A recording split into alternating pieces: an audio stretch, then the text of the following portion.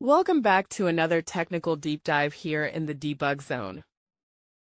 Today we're tackling a big question and breaking it down with insights from other users. Hopefully this clears up some misconceptions and helps you get the answer you need. So buckle up, stay a little curious, and let's jump right in.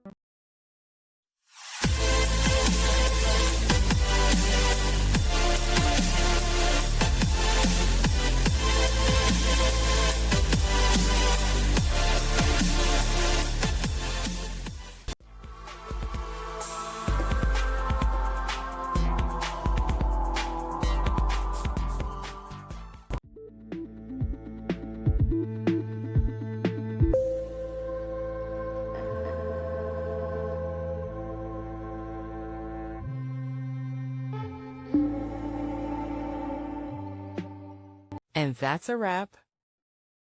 I hope you found the answer you were looking for. If you did, take a second to hit that subscribe button. It really helps out.